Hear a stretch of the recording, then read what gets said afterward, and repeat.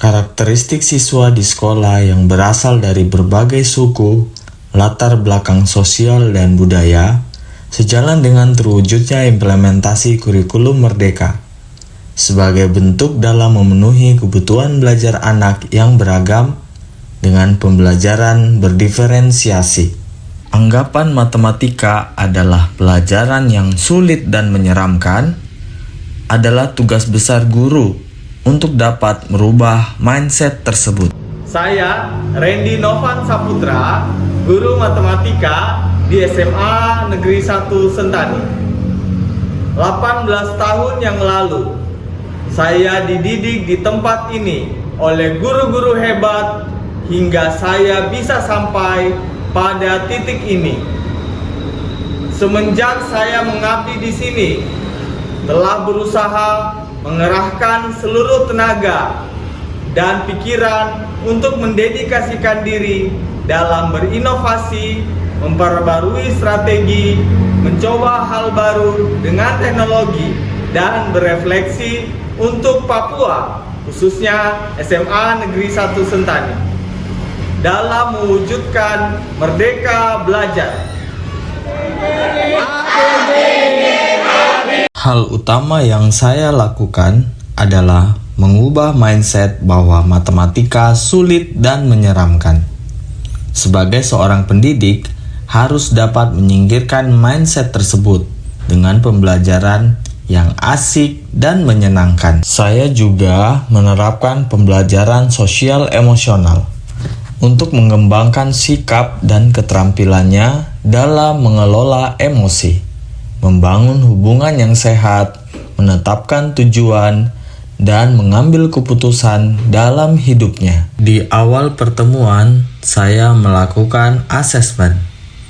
Pembelajaran asesmen ini berfungsi untuk mengetahui karakteristik, potensi, dan kebutuhan murid, sehingga dapat dipetakan sampai mana tahap perkembangan dan capaian belajar murid. Layaknya seorang petani, ketika akan bekerja di kebun, pasti mempersiapkan alat dan bahan agar pekerjaannya berjalan lancar.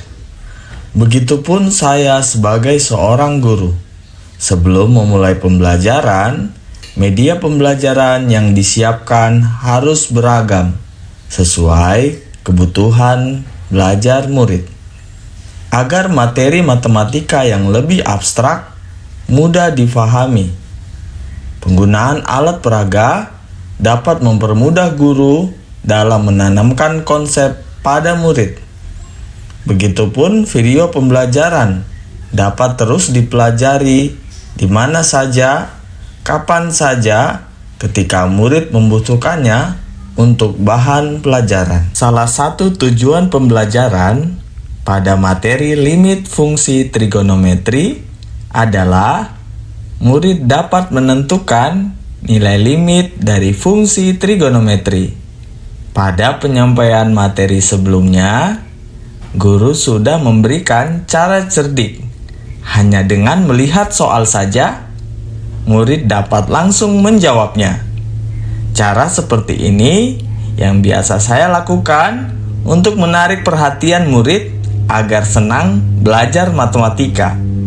Untuk lebih menajamkan konsep, guru membimbing murid dalam pembuatan alat peraga papan limit fungsi trigonometri.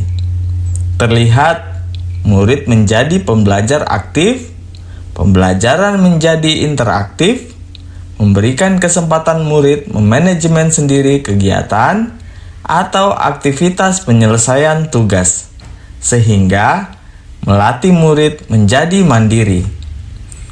Terjadi pembelajaran bermakna yang akan terus diingat murid. Guru juga melihat anak dengan gaya belajar kinestetik, visual, dan auditori, kebutuhan belajarnya terpenuhi karena terjadi diferensiasi proses, konten, dan produk. Di akhir pembelajaran, guru bersama murid melakukan refleksi. Refleksi pembelajaran dilakukan untuk meninjau sebuah kelompok atau kelas dalam menggambarkan situasi atau kondisi dari sebuah kelas. Serta guru bisa mengetahui potensi setiap individu dan murid-murid di kelas tersebut.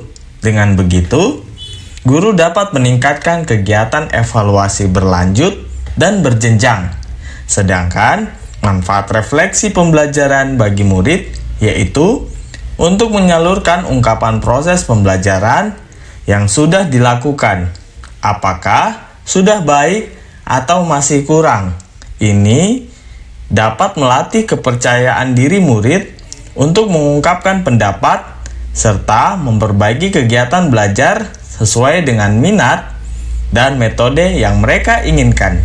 Di sela-sela giat parenting bersama orang tua murid tentang pentingnya mendidik anak di zaman sekarang, terlihat ada orang tua yang meneteskan air mata mengingat kurangnya karakter baik anak terhadap orang tua.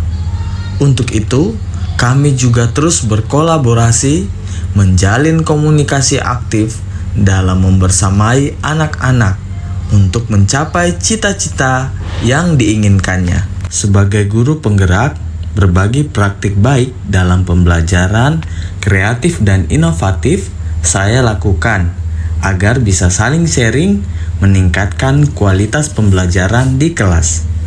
Begitupun penggunaan portal Rumah Belajar dan platform Merdeka Mengajar.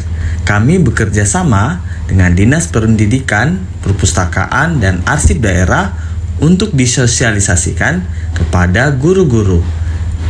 Di balik kekurangan fisik yang saya miliki, tidak melunturkan semangat saya untuk terus maju dan bersikap tuli terhadap hal negatif, serta terus meningkatkan kompetensi dengan berprinsip belajarlah bahkan dari orang gila.